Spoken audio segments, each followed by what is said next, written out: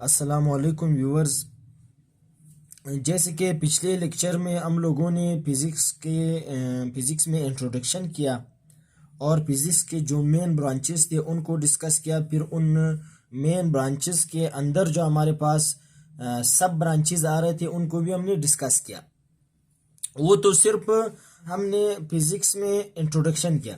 आज से हम फिज़िक्स के जो रियल टॉपिक से वो स्टार्ट हो रहे उनको हम डिस्कस करेंगे। तो उनमें से जो सबसे पहला जो हमारे पास टॉपिक है वो है फिजिकल क्वांटिटीज़ के बारे में।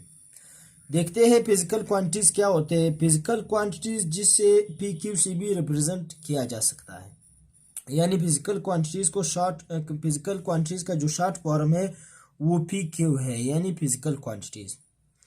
देखते हैं फिजिकल क्वांटिटीज़ को कहते हैं दूस क्वांटिटीज़ वो तमाम मिकदारें which can be measured जो नापा जा सकता हो by an instrument एक आले के साथ, एक इंस्ट्रूमेंट के साथ, or which describe the laws of physical world या वो क्वांटिटीज जो क्या कर सकता हो, डिस्क्राइब कर सकता हो, जो क्या कर सकता हो, डिस्क्राइब कर सकता हो फिजिकल वर्ल्ड के लॉज को। वो क्वांटिटीज जो किसी इंस्ट्रूमेंट से नापा जा सकता हो या वो क्वांटिटीज जो फिजिकल वर्ल्ड के लॉज को डिस्क्राइब कर सकता हो, बयान कर सकता हो, हम उन क्वांटिटीज को क्या कहते हैं, फिजिकल क्वांटिटीज कहते हैं। देखो फिजिकल क्वांटिटीज को लोग दो तरीके से डिफाइन करते हैं। एक तो लोग ऐसे डिफाइन करते हैं कि those quantities which can be measured by an instrument are called physical quantities. वो क्वांटिटीज जो किसी इंस्ट्रूमेंट से नापा जा सकता हो हम उनको फिजिकल क्वांटिटीज कहते हैं। बाज लोग ऐसे डिफाइन करते हैं कि those quantities which describe the laws of physical world, वो क्वांटिटीज जो फिजिकल वर्ल्ड के लॉज को डिस्क्राइब कर सके हम उनको क्या कहते हैं, हम उनको फिजिकल क्वांटिटीज कहते हैं। दोनों डिफिनेशन सही है, जो आपको बेहतर लगे। अगर आप दोनों को एक डिफिनेशन में समेट सकते हो तो बहुत अच्छी बात है, वरना आप इनको अलग अलग भी लिख सकते हो। तो यहाँ पे देखते हैं फिजिकल क्वांटिटीज क्या है। व्यूअर्स, फिजिकल क्वांटिटीज हमारे पास वो मिकदारें जो क्या हो सकते हो, मेजर्ड हो सकते हो किसी इंस्ट्रूमेंट से, जो नापा जा सकता हो किसी इंस्ट्रूमेंट से। अब इधर सवाल होता है सर कि हमारे पास ऐसे क्वांटिटीज भी है जो नापा नहीं जा सकता हो। हाँ बिल्कुल है, ऐसे क्वांटिटीज भी है जो हम उनको नाप नहीं सकते, उनको मेजर नहीं कर सकते। वो फिजिकल क्वांटिटीज नहीं है। फिजिकल क्वांटिटीज सिर्फ वो क्वांटिटीज है जो मेजर्ड हो सकते हो। देखो हमारे पास हम कहते हैं कि मैं आज इतना खुश हूं। अब ये खुशी भी एक क्वांटिटी है, लेकिन ये खुशी हम कभी भी नाप नहीं सकते, हम इसको मेजर नहीं कर सकते।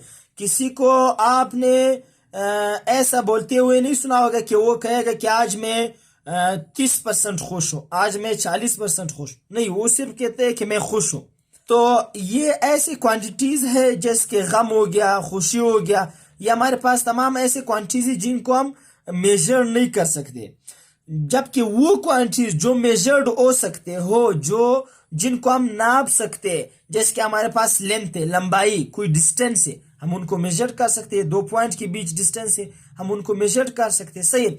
इसी तरह मास, किसी चीज का जो वजन होता है हम उनको क्या कर सकते हैं, मेजर कर सकते हैं। जैसे कोई हम किसी शॉप पे गए, हमने कहा 2 kg चीनी दे दो, तो ये चीनी क्या एक ऐसी क्वांटिटी है जिसको हम क्या कर सकते हैं, मेजर कर सकते हैं, सही है, किलोग्राम में। तो वो हमारे पास वो मिकदारें जिसको किसी इंस्ट्रूमेंट के जरिए से हम नाप सकते हैं उनको हम क्या कहते हैं, फिजिकल क्वांटिटीज कहते हैं। ये दूसरी डिफिनेशन की तरफ आते हैं, या वो क्वांटिटीज जो हमारे पास क्या कर सकता हो, डिस्क्राइब कर सकता हो फिजिकल वर्ल्ड के लॉज को, हम उनको क्या कहते हैं, फिजिकल क्वांटिटीज कहते हैं। देखते हैं यहाँ पे इस बात को थोड़ा सा समझते हैं कि फिजिकल वर्ल्ड के लॉज को कैसे फिजिकल क्वांटिटीज डिस्क्राइब करते हैं। देखो यहाँ पे व्यूअर्स, आप लोगों ने ये लॉ तो जरूर पढ़ा होगा, अगर पढ़ा नहीं है तो सुना जरूर होगा। ये न्यूटन का सेकंड लॉ है मोशन का, force is equal to ma। अब देखो ये एक लॉ है, जो हमारा फिजिकल वर्ड है, जो हमारा इनवर्स है, इसके अंदर ये ला है कि जब आप किसी ऑब्जेक्ट पे फोर्स अप्लाई करेंगे तो ये फोर्स क्या करेगा, उस ऑब्जेक्ट के अंदर एक्सेलरेशन पैदा करेगा। वो एक्सेलरेशन किसके डायरेक्शन में होगा, अप्लाइड फोर्स के डायरेक्शन में। अब अगर आपको यहाँ पे फोर्स मालूम करना है तो आप क्या करोगे, उस ऑब्जेक्ट के मास को आप क्या करोगे, कर देंगे, मल्टीप्लाई कर देंगे किसके साथ, उस ऑब्जेक्ट में जो एक्सेलरेशन पैदा हो उस एक्सेलरेशन से, तो आपको क्या हासिल होगा, अप्लाइड फोर्स हासिल होगा। सही है। ये हमारे पास एक लॉ है, Newton second law of motion है, जिसे F is equal to ma कहा जाता है। अब ये फिजिकल वर्ड के अंदर ये एक लॉ है, ये एक लॉ है। अब देखो यहाँ पे ये लॉ, इस लॉ के अंदर क्या क्या आया हुआ है, फोर्स हमारे पास आया हुआ है, मास आया हुआ है, एक्सेलरेशन आया हुआ है। ये तीनों हमारे पास क्या है, फिजिकल क्वांटिटीज है। अब अगर ये फिजिकल क्वांटिटीज ना होते तब हम ये लॉ डिस्क्राइब नहीं कर सकते थे, तब हम ये लॉ बयान नहीं कर सकते। सही है। तो इन फिजिकल क्वांटिटीज की वजह से हमने इस लॉ को डिस्क्राइब किया, बयान किया। तो इसी वजह से फिजिकल क्वांटिटीज को हम इस तरह भी डिफाइन करते हैं कि those quantities which describe the laws of physical world, वो क्वांटिटीज जो क्या कर सकता हो, जो फिजिकल वर्ल्ड के जो लॉज है उनको डिस्क्राइब कर सकता हो, उनको हम क्या कहते हैं, फिजिकल क्वांटिटीज कहते हैं। सही है। उम्मीद है कि आपके समझ में ये डिफिनेशन, ये दोनों डिफिनेशंस आए होंगे, क्योंकि एक तो सिंपल डिफिनेशन है कि हमारे पास फिजिकल क्वांटिटीज वो क्वांटिटीज है जो किसी इंस्ट्रूमेंट से नापा जा सकता हो। दूसरा डिफिनेशन, दूसरा हम इसको इस तरह भी डिफाइन कर सकते हैं कि वो क्वांटिटीज जो फिजिकल वर्ल्ड के लॉज को डिस्क्राइब कर सकते हो, हम उनको कहते हैं फिजिकल क्वांटिटीज। सही है। अभी मैंने आपको समझाया कि कैसे फिजिकल क्वांटिटीज फिजिकल वर्ल्ड के जो लॉज होते हैं उनको डिस्क्राइब करते हैं। Force is equal to ma का आपको सेकेंड न्यूटन सेकेंड लॉ का एग्जांपल दिया। अब नेक्स्ट देखते हैं इसी फिजिकल क्वांटिटीज को, इसके एग्जांपल देखते हैं। फिजिकल क्वांटिटीज में हमारे पास लेंथ भी हमारे पास क्या है, एक फिजिकल क्वांटिटी है। मतलब लेंथ क्या होता है, लंबाई जिसे हम कहते हैं। फर्ज करें आप अपने घर से स्कूल तक गए तो आपने एक लेंथ कवर किया, यहाँ पे आपने क्या कवर किया, एक लेंथ, एक डिस्टेंस कवर कर दिया।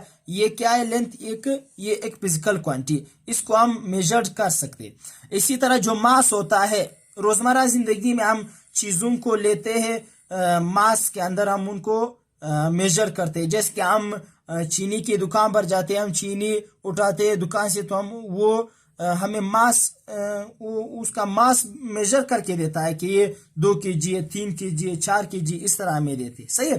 इसी तरह मुख्तलिफ चीजें हो गई।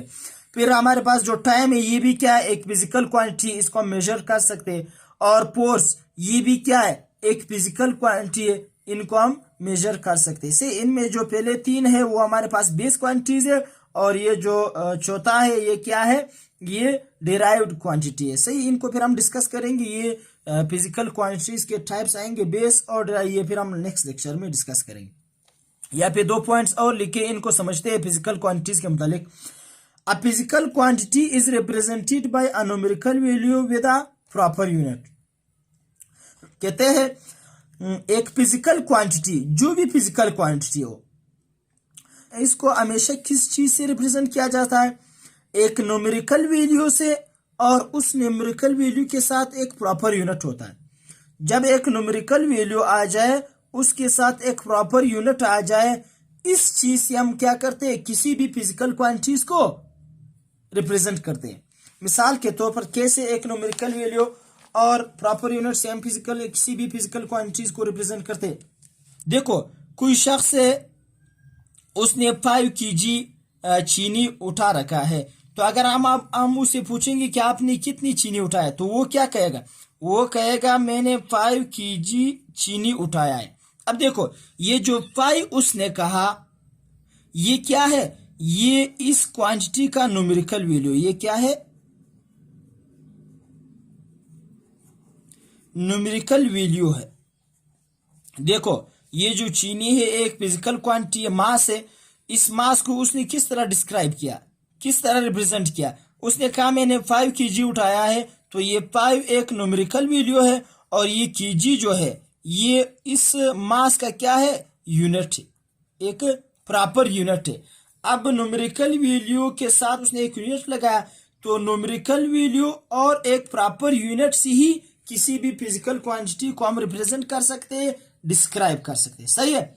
जब भी हम एक न्यूमेरिकल वैल्यू के साथ हम एक प्रॉपर यूनिट लगाते हैं तो तब एक फिजिकल क्वांटिटी हम डिस्क्राइब कर सकते हैं। A physical quantity is represented, ये रिप्रेजेंट किया जाता है बाय न्यूमेरिकल वैल्यू, एक न्यूमेरिकल वैल्यू से विद अ प्रॉपर यूनिट। वो न्यूमेरिकल वैल्यू किसके साथ होगी, एक प्रॉपर यूनिट के साथ। जब एक न्यूमेरिकल वैल्यू एक प्रॉपर यूनिट के साथ होगी तब एक फिजिकल क्वांटिटी रिप्रेजेंट हो सकती है, वरना इसके बगैर कोई भी फिजिकल क्वांटिटी हम इन दो चीजों के बगैर रिप्रेजेंट नहीं कर सकते। फिर उसके बाद दूसरा पॉइंट क्या है, a numerical value along with a suitable unit is called magnitude of that quantity. देखो हमने ऊपर डिस्कस किया कि कोई भी क्वांटिटी हमने रिप्रेजेंट करना हो तो हम क्या करते हैं, एक न्यूमेरिकल वैल्यू और एक प्रॉपर यूनिट उनके साथ लगाते हैं। अब जब ये न्यूमेरिकल वैल्यू एक प्रॉपर यूनिट के साथ आ जाती है तो इसको हम क्या कहते हैं, इसको हम कहते हैं मैग्नीट्यूड ऑफ दैट क्वांटिटी। एक न्यूमेरिकल वैल्यू जब एक मुनासिब यूनिट के साथ आ जाती है, तो जब ये कंबाइन हो जाती है, एक न्यूमेरिकल वैल्यू एक मुनासिब यूनिट के साथ कंबाइन हो जाती है, तो इसी से हम एक फिजिकल क्वांटिटी को रिप्रेजेंट करते हैं। अब इसी को क्या कहा जाता है, उसी फिजिकल क्वांटिटी का मैग्नीट्यूड कहा जाता है। जैसे कि हम लोगों ने अभी एग्जांपल पढ़ा कि कोई शख्स कहता है मैंने 5 kg चीनी उठा रखा है। अब ये 5 kg एक न्यूमेरिकल वैल्यू और एक प्रॉपर यूनिट से उसने इस फिजिकल क्वांटिटी को डिस्क्राइब किया। अब इसी 5 kg को हम क्या कहते हैं, मैग्नीट्यूड कहते हैं। जो जितना मास उसने उठाया है, जितना मास उसने उठा रखा है, अब ये 5 kg उसी मास का क्या है, मैग्नीट्यूड है, यानी उसी फिजिकल क्वांटिटी का मैग्नीट्यूड है। सही है। तो उम्मीद करता हूं कि आपको ये समझ में आया होगा फिजिकल क्वांटिटीज क्या होते हैं और फिजिकल क्वांटिटीज को हम किस चीज से रिप्रेजेंट करते हैं, और जिस चीज से हम फिजिकल क्वांटिटी को रिप्रेजेंट करते हैं उसी को हम क्या कहते हैं, मैग्नीट्यूड ऑफ दैट क्वांटिटी कहते हैं। सही है। फिर इंशाल्लाह नेक्स्ट लेक्चर के अंदर हम फिजिकल क्वांटिटीज के टाइप्स पढ़ेंगे, जिसमें हमारे पास एक बेस क्वांटिटी आता है, एक डिराइव्ड क्वांटिटी आता है। अभी के लिए खुदा हाफिज, दुआओं में याद रखें। नेक्स्ट लेक्चर में फिर इंशाल्लाह हम बेस और डिराइव्ड क्वांटिटीज के साथ मिलेंगे।